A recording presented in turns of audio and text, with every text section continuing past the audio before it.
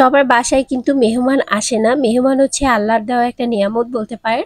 আর যখন বাসায় মেহমান আসে তখন কিন্তু মনে হয় যে একদম ডিফারেন্ট কিছু একটু তৈরি করি সকালে তাদের জন্য, যাতে তারা একটু ভালো করে খাবারটা খেতে পারে আর একটু ভালো লাগে নিজের কাছেও।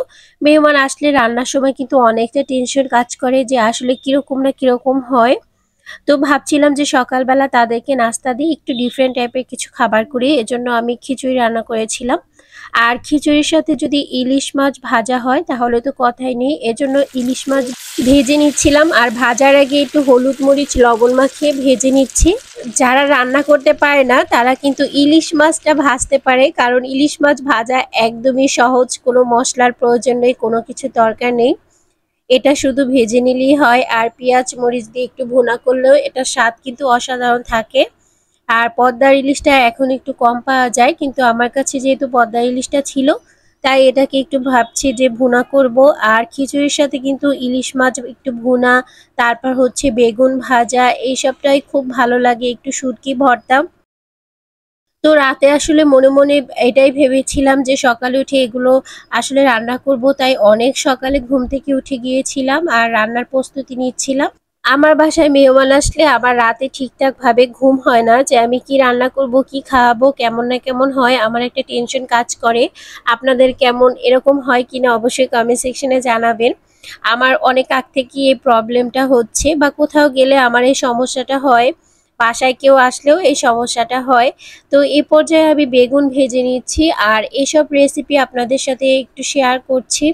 কি কি রান্না করেছিলাম মেহমানদের জন্য সেটাই। সকালে উঠে কিন্তু এই টাইপের খাবারটা যখন পরিবেশন করব তাদের একটু হলেও ভালো লাগতে পারে। আসলে মেহমানদের একটু ভালো লাগার জন্যই কিন্তু আমরা অনেক কিছু তৈরি করি, তাদেরকে খাওয়ানোর চেষ্টা করি যাতে তারা একটু ভালোভাবে সবকিছু খাবার টাবার খেতে পারে।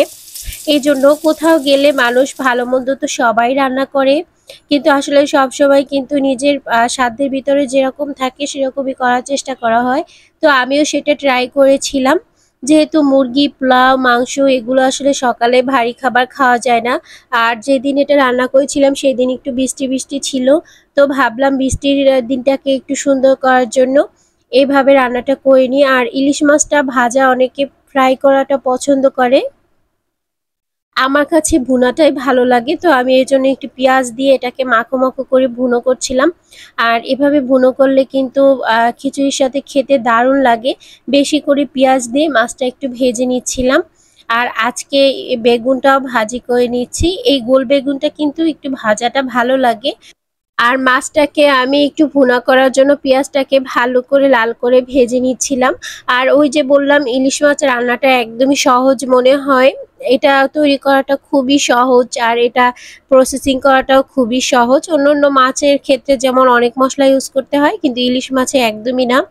আর এই রেসিপিগুলো যেহেতু অনেক সহজ তাই এই রেসিপিগুলো আপনাদের সাথে শেয়ার করিনি আলাদাভাবে, একই সাথে আমি সবগুলো রান্না দেখিয়ে দিচ্ছিলাম কি কি রান্না করেছিলাম। তো বেগুনগুলো ভাজা হয়ে গেছে, তুলে নিচ্ছি। যেহেতু বড় একটা বেগুন ছিল তো অনেকগুলো হয়েছিল, এখানে কিন্তু একটা বেগুন ছিল, একটা বেগুন দিয়ে কতগুলো হয়েছিল। আসলে আজকাল সবই হাইব্রিড করা হয়েছে, যেহেতু মানে সবজি ম্যাক্সিমাম সবজি দেখা যায় অনেক বড় বড় পাওয়া যায়।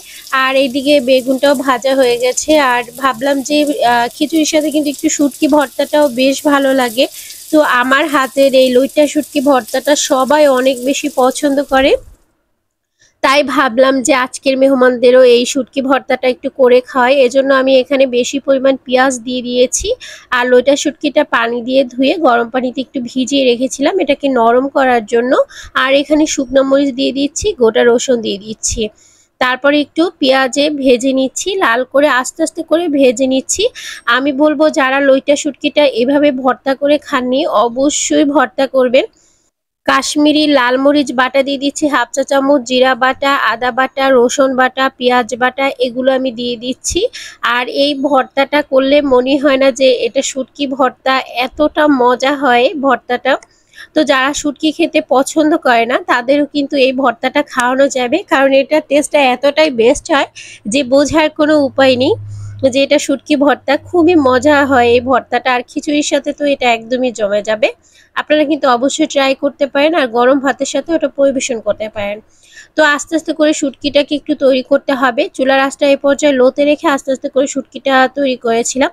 আমি আসলে লবণ দিয়েছিলাম কিনা সেটা একটু চেক করছিলাম। মাঝে মাঝে রান্নার সময় ভুলে যাই যে লবণ দিয়েছি কিনা। তো এখন একটু ধনিয়া পাতা দিয়ে দিচ্ছি আর সামান্য লবণ দিয়ে দিচ্ছি। এখন একটু নেড়েচেড়ে ভেজে নিব। আর ধনিয়া পাতা দেওয়ার পরে কিন্তু বেশি ভাজবো না, তাহলে এর যে সুন্দর একটা ফ্লেভার সেটা একদমই নষ্ট হয়ে যাবে।